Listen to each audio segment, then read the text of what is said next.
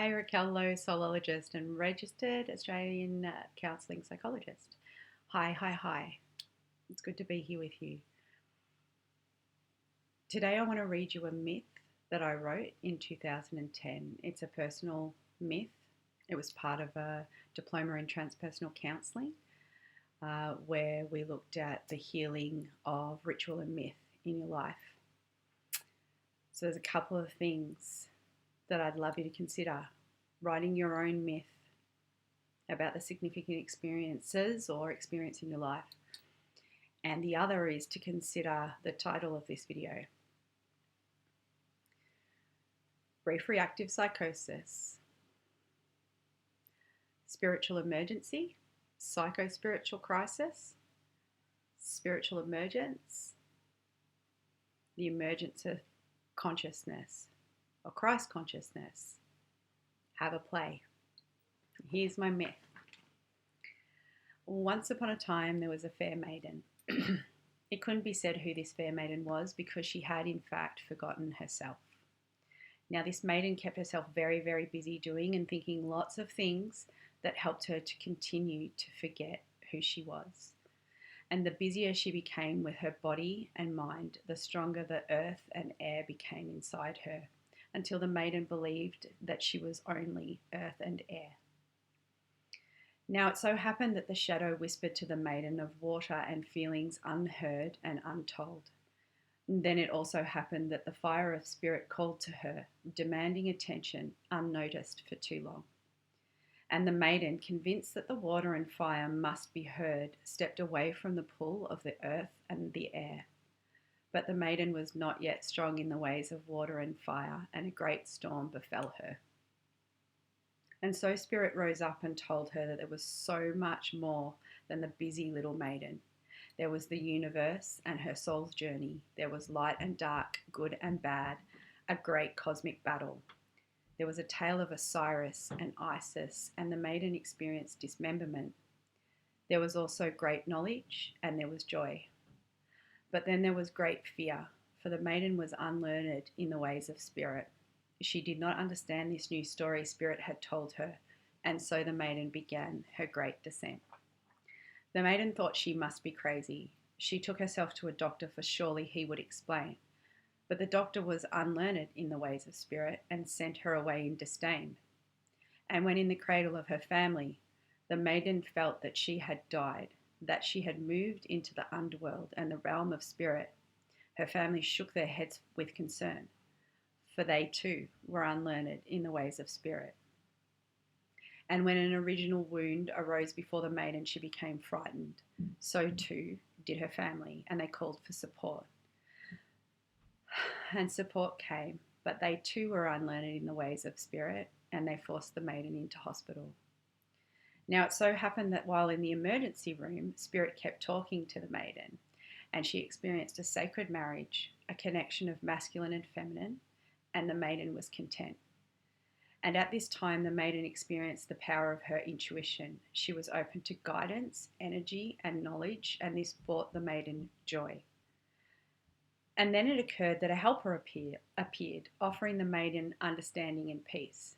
Yet he, a psychiatrist unlearned in the ways of Spirit, gave neither understanding nor peace, and the maiden found herself locked away in a psychiatric hospital. The maiden felt torn away from Spirit and experienced great fear. A nurse gave the maiden some medication, for she too was unlearned in the ways of Spirit. And so the maiden slept. Upon the rise of the Father in the east, the maiden awoke with fire.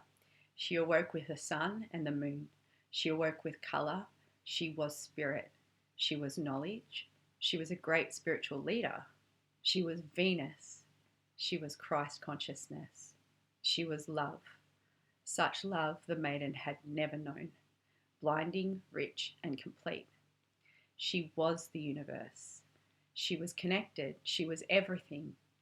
And then the maiden was not those things, but she understood those things, and she was those things. Spirit had shown her the way of it, the way of her soul's journey. This would be her boon, love. Then the medication took over and Spirit was silenced. The maiden suffered intense side effects which caused her different fear, and the helpers told the maiden she had been very, very sick, which caused the maiden great shame. So the maiden no longer spoke of what Spirit had shown her and began to forget what she had learnt. She tried to become very busy once more, but with Spirit and heart again denied, the maiden became very sad. The waters rose and flooded her soul. And so Spirit returned, but more gently this time, and spoke to her once more. Spirit whispered to her that she must find her centre, she must find balance, she must look to the air, to the earth, to the water, and the fire. Spirit gave her a map, her quadrated world, with soul in the centre. And so the maiden went inwards, she returned to her centre. She searched for balance in soul, mind, body, and heart. She looked to the east with the power of illumination and wisdom, and she listened to herself. She studied her dreams and took guidance from intuition, synchronicity, and truth. She recognized patterns in her life journey. She acknowledged the masks she had worn. She saw false self and embraced honesty and authenticity. And the maiden let go of patterns and commitments that no longer served her, choosing only those that were life-giving. She looked to the north and she learnt from new sources of psychology, existentialism, spiritual emergency, astrology, numerology. And the north gave her power of growth and manifestation. And she looked to the west with the power of strength and introspection and submerged herself in the waters. She let the west speak its heart and she listened. The maiden cried and she laughed. She looked to the south with the power of renewal and purification and let herself rest and replenish, for her journey had been difficult. And the maiden began to eat and sleep well. And so it happened that the maiden remembered who she was. She was love. She understood her crisis. She recognized her soul's journey.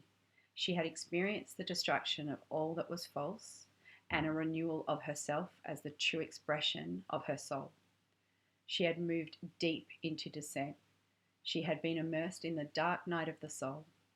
She had recognized her center and she personified love and truth. The maiden let go of the old and had embraced the new. She was died and was reborn. And the maiden was earth, air, water, and fire. And she knew who she was. So much love. So much love.